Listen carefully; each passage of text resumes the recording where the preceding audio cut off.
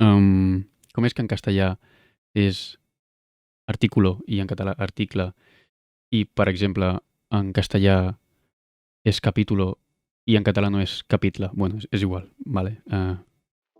S'ha comentat últimament que el primer capítol de Shingeki, a tu, 2000 anys en el futur, la caiguda de Shiganshina, s'ha comentat que és una mica premonitori. És un capítol premonitori perquè al principi el que es pot veure, que m'agradaria molt conèixer quina seria la traducció dels noms d'aquesta sèrie, eren a un arbre tombat, ajucat, dormint, somiant. Ell li diu a la Mikasa que era com un somni llarg, no? Era com un somni estrany.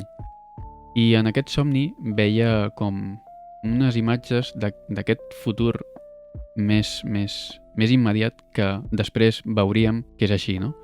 És un futur terrible, són imatges molt curtes I després, durant el capítol, també veurem imatges premonitòries, no? Coses de la posada en escena que també aniran en la mateixa direcció de donar-nos missatges, el significat de les quals són coses que passaran després, no? Molt després de la sèrie. Què passa? Que la gent està dient que aquest primer capítol fa referència a un moment al final de la sèrie, que encara no hem vist, que encara no sabem quin és, no?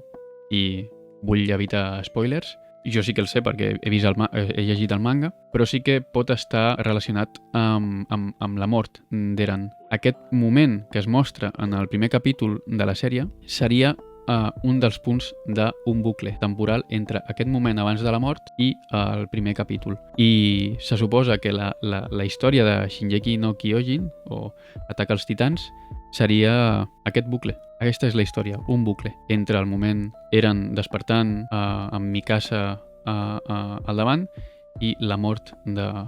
Clar, és un missatge que confon perquè en el somni, a part d'aquest futur terrible, també veu a la Mikasa dient-li fins després. I és curiós. Ara, no... Jo, amb el que he llegit en el manga, tampoc relaciono. Aquesta seria una teoria i jo tinc una altra. Aquesta altra teoria, el que jo vull pensar, perquè al final la primera teoria, la del bucle, es basa en que el tità d'atac pot accedir al passat i també al futur. El que estaria passant és el tità d'atac abans de morir accedint al passat, a l'Eren del passat. Per això el primer capítol. Però té un problema, que ja s'ha comentat, que és que Eren al primer capítol encara no tenia els poders del tità d'atac. Sí que s'ha volgut com explicar això, no? Que és, encara que no tingui els poders del tità d'atac, el tità d'atac del futur sí que pot accedir als records de l'Eren petit, quan encara no tenia aquests poders. Però en el primer capítol el que veiem no és que el tità d'atac futur accedeix al passat, sinó que l'Eren, que se suposa que és del present del primer capítol, accedeix a uns records futurs, immediatament futurs. Llavors, jo crec que és un forat en aquesta teoria. Per això em decanto molt més cap a la teoria de que l'Eren, en aquest moment, el que li està passant, en aquest somni estrany, és que el primer tità d'atac, amb els poders d'accedir també al futur, està intentant parlar amb l'Eren i li està mostrant tot allò que també succeirà en el més enllà del futur, no? Per això el capítol es diu 2000 anys en el futuro, 2000 anys en el futur. I es diu a tu, 2000 anys en el futur, perquè 2000 anys abans, Ymir ja és una tità, és la tità fundadora, i existeix també, se suposa, uns anys després de la mort d'Ymir, el primer tità d'atac, que sabem que al tità d'atac no li agradava gaire el fet d'obeir el rei Fritz. Jo crec que és el primer tità d'atac que amb els seus poders per accedir al futur està intentant apropar a l'Eren a Ymir. Està intentant que Eren trobi algú de la família reial per poder fer el que se suposa que vol fer ara Eren, que és declarar la guerra a Marley. Aquesta seria l'altra teoria que hi pot haver, que encara no l'he vist tampoc anunciada a cap lloc, però que jo crec que també pot tenir cert sentit i que no seria un bucle, que això jo crec que li trauria una certa gràcia a la sèrie. No crec i espero que no sigui un bucle.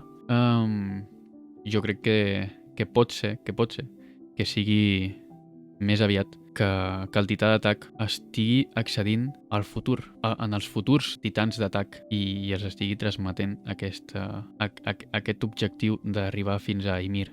Per això aquesta intenció d'Eren d'arribar fins a Seke, que és el seu germà, per poder utilitzar tots els seus poders de tità fundador. De moment, la sèrie s'ha posat interessant perquè Gavi, la nena petita, que és un altre personatge alter ego d'Eren, perquè hi ha molts, el mateix Jin també és un... Us imagineu que a la versió catalana es digués Jan, però tipus, no sé, Jan Laporta. Per això, que Gavi és un alter ego de l'Eren i que se suposa que és la versió que viu a Marley del que va viure l'Eren a Paradís. Se suposa que Gavi sent la ràbia que va sentir l'Eren quan va morir la seva família i tots els seus estimats. I està, pues, cega d'odi i de ràbia contra Eren per haver provocat això, no? Que al final és com... És l'odi que tenia Eren contra el tità gegant i el tità cuirassat. És com que és el mateix odi. El que passa és que crec que la Gavi no tindrà gaire desenvolupament posterior. Estaria molt bé que fes un desenvolupament ulterior, no? Que es dirigís cap a algun lloc. Però no ho sé dir. En el manga, no és un spoiler, però en el manga tampoc es veu gaire desenvolupament. I el que us dic, no? Gavi és un personatge que està vivint el mateix que viu Eren, amb el mateix odi, però per la vessant d'una ciutadana d'Eldia a Marley. I vol que se la respecti, no? Vol guanyar-se el respecte, vol ser lliure a Marley. Eren volia ser lliure a la illa Paradís. També és cert que Gavi és tot allò que ja ha superat mentalment Eren. I com a tal, com un bon argument, tot allò que un personatge supera a una sèrie o una pel·li és tot allò que després el persegueix, no? El persegueix per tornar. Cap cosa, cap argument queda mort a una pel·li. Sempre és present, ja sigui per superar-se o per perseguir després una vegada és superat. I això és el que suposo que és el paper principal de Gavi, el de perseguir a Eren. En algun moment de capítols anteriors, Eren li diu a Reinar, li diu jo sóc com tu i me n'he donat que sóc com tu. I és precisament el que no accepta Gavi. Gavi diu que ella no és com els dimonis de l'illa Paradís, no? Però al final és una ciutadana d'Eldia, és ètnicament d'Eldia i és un dimoni, igualment, perquè ho porta a la sang. És filla, no directa, d'Ymir. I aquesta és la qüestió. Sembla ser que els pares de la Sasha han acollit a uns nens orfes i sembla ser que la nena rossa que apareix en aquest últim capítol i que ajuda a Gavi i a Falco era la nena que Sasha va ajudar a no morir quan va arribar en aquest poble i la va ajudar amb un arc i unes fletxes i una destral, no? I és interessant perquè no diuen que aquests són els pares de la Sasha. Tampoc diuen... Sí que posen imatges de la Sasha, no? Però no li diuen a la Gavi de qui estan parlant. La Gavi en cap moment sap.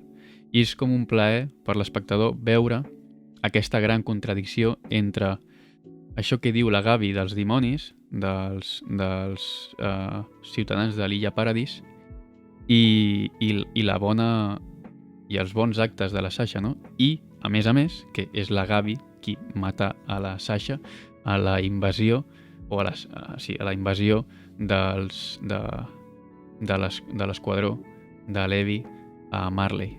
Gavi puja a la nau i li fot un tret a la Sasha per l'esquena i mor. És interessant, és molt interessant.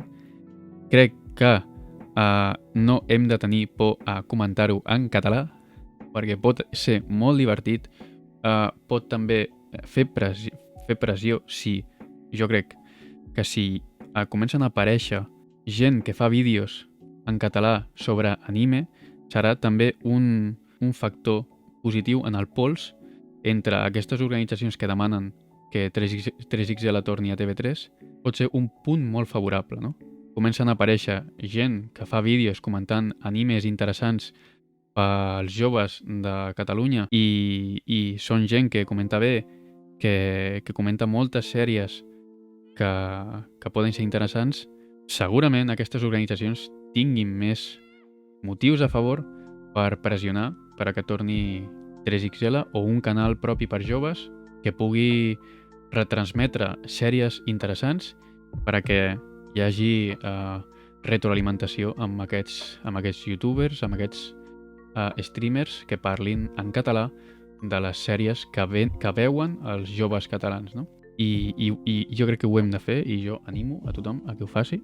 Fem-ho perquè pot ser divertit i podem intercanviar vídeos, podem fer coses molt xules, o sigui, podem contestar-nos a vídeos, podem treure les nostres pròpies teories, que els joves ens vegin, s'ho passin bé i escoltin, si no és aquest contingut directe, o sigui, la sèrie en català, que escoltin almenys comentaris en català sobre la sèrie.